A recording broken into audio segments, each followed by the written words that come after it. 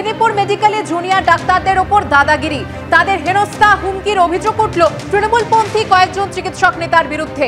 অভিযোগের পাহাড় নিয়ে ক্ষোভে ফুঁসছেন মেদিনীপুর মেডিকেলের জুনিয়র ডাক্তাররা। তরুণী চিকিৎসকের মর্মান্তিক মৃত্যুর ঘটনায় মেদিনীপুর মেডিকেলেও জুনিয়র ডাক্তাররা প্রতিবাদে সরব হন। আর অভিযোগ, মুস্তাফিজুর রহমান মল্লিক সহ তৃণমূলের একাধিক চিকিৎসক নেতা আন্দোলনকারীদের হুমকি দিচ্ছেন।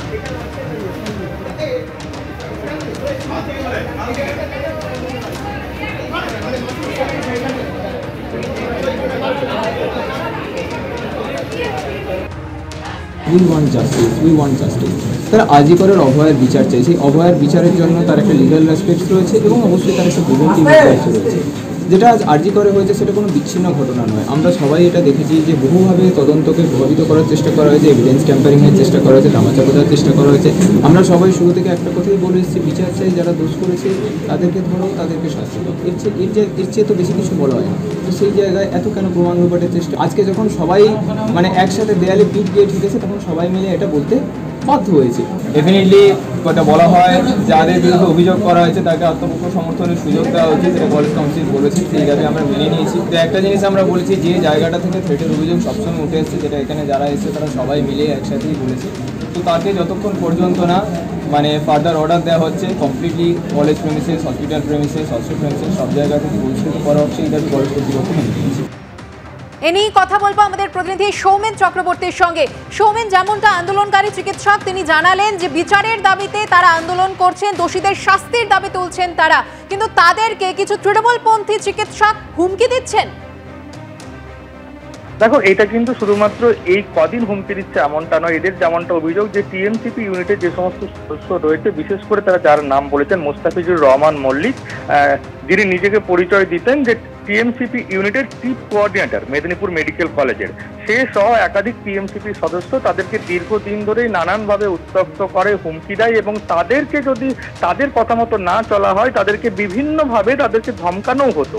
শুধু তাই নয়, তারা একটি ছবিও প্রকাশ করেছে, যেই ছবিতে দেখা যাচ্ছে আরজি করে প্রাক্তন অধ্যক্ষের সাথে মুস্তাফিজুর রয়েছে এবং এইভাবেই সে প্রভাব বাড়াতো। এবং এ নিয়েই গতকাল বিকেল থেকে কিন্তু তারা মেদিনীপুর মেডিকেল কলেজের যে অধ্যক্ষের অফিসের সামনে ধর্নায় বসেন এবং সেই সময় মেদিনীপুর মেডিকেল কলেজের কলেজ কাউন্সিলের বৈঠকও চলছিল এবং বৈঠক শেষে এই যে এই সমস্ত আন্দোলনকারী যে সমস্ত পড়ুয়া রয়েছে, যে সমস্ত জুনিয়র ডাক্তার রয়েছে, তাদের দাবি মতো এই সমস্ত জুনিয়র ডাক্তারদের যেমনটা বক্তব্য যে তাদের দাবি মতো ফার্দার অর্ডার অবধি এই মুস্তাফিজুর রহমানের ক্যাম্পাসে ঢোকার উপর কিন্তু নিষেধাজ্ঞা জারি করা হয়েছে।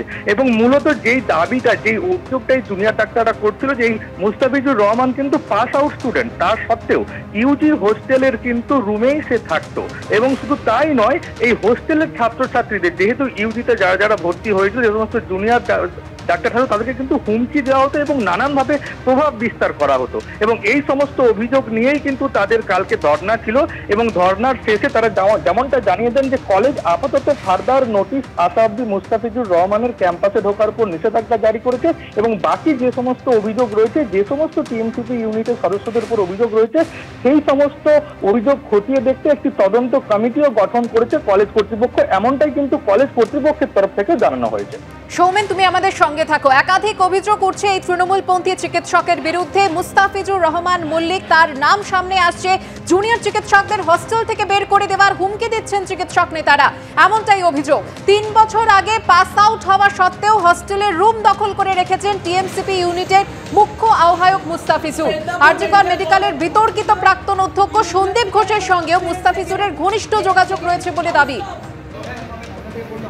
আর এই আন্দোলনের চাপে পড়ে তৃণমূলের অভিযুক্ত চিকিৎসক নেতার বিরুদ্ধে পদক্ষেপ করল কর্তৃপক্ষ। পরবর্তী নির্দেশ না দেওয়া পর্যন্ত মুস্তাফিজুর রহমান ক্যাম্পাসে ঢোকায় নিষেধাজ্ঞা জারি করা হয়েছে কর্তৃপক্ষের তরফে। কথা বলবো আমাদের প্রতিনিধি সন্দীপ সরকারের সঙ্গে। সন্দীপ, কি জানতে পারছো? দেখো, কালকে সন্ধ্যের থেকে লাগাতার বিক্ষোভ এবং ঘেরাওয়ের পরে মেদিনীপুর মেডিকেল কলেজ কর্তৃপক্ষ তারা 6 দফা সিদ্ধান্ত নিয়েছেন।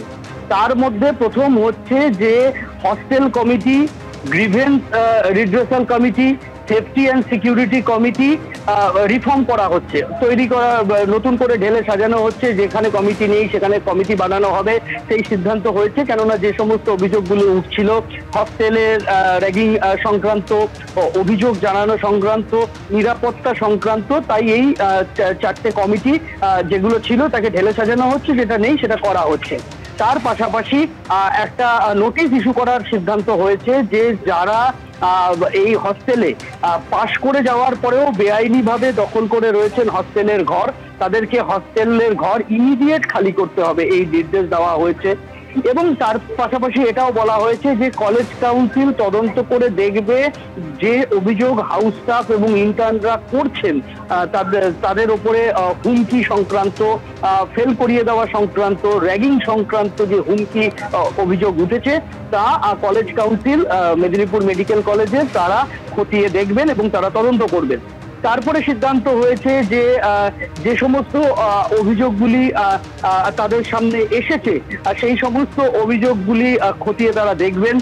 এর পাশাপাশি এটাও সিদ্ধান্ত হয়েছে যে যার বিরুদ্ধে অভিযোগ উঠেছিল চিকিৎসক মুস্তাফিজুর রহমান মল্লিক, যিনি ওই কলেজের টিএমসিপি ইউনিটের নেতা বলে পরিচিত, কিন্তু অনেকদিন আগে পাশ করে গিয়েছেন তিনি, তারপরেও তিনি ছড়ি ঘুরিয়ে চলেছেন এই কলেজে এবং তার দখলে হস্টেলের ঘর রয়েছে, তাকে সবাই ভয় করে, সে সবাইকে হুমকি দেয়। যদিও এ বিষয়ে মুস্তাফিজুরের কোনো পাল্টা বক্তব্য পাওয়া যায়নি, কিন্তু এই কলেজ কর্তৃপক্ষ তারা মনে করেছে যে এই অভিযোগ গুরুতর অভিযোগ এবং তাই সিদ্ধান্ত নেওয়া হয়েছে যে এই চিকিৎসক মুস্তাফিজুর রহমান মল্লিক তিনি যাতে মেদিনীপুর মেডিকেল কলেজ চত্বরে ঢুকতে না পারেন সেই বিষয়টা নিশ্চিত করতে হবে। আর এটাই ছিল আন্দোলনকারী পড়ুয়াদের দাবি। এর পাশাপাশি সিদ্ধান্ত নেওয়া হয়েছে যে কলেজ কাউন্সিল জুনিয়র ডাক্তারদের যাবতীয় যা কিছু অভিযোগ রয়েছে এবং স্টুডেন্ট ইউনিয়ন তৈরি করা সংক্রান্ত, রেসিডেন্সিয়াল ডক্টর অ্যাসোসিয়েশন কে তাদেরকে তৈরি করতে চান তারা, এই সম্পর্কে প্রয়োজনীয় পদক্ষেপ করবে কলেজ কাউন্সিল। এই 6 দফা এই সিদ্ধান্ত মেদিনীপুর মেডিকেল কলেজ কর্তৃপক্ষ নিয়েছেন এবং তারপরেই আমরা দেখেছি যে কলেজের পরিস্থিতি মেদিনীপুরে কিছুটা স্বাভাবিক হয়েছে। যদিও এখনো পর্যন্ত পড়ুয়াদের মধ্যে ক্ষোভ রয়েছে, তারা আরজিকর কাণ্ডের পরিপ্রেক্ষিতে তাদের যে সিজওয়ার্ক সেটা চালিয়ে যেতে চান এবং তারা পাশাপাশি এই নতুন যে অভিযোগগুলো তারা এনেছেন তারও বিহিত তারা চাইছেন। ধন্যবাদ সন্দীপ।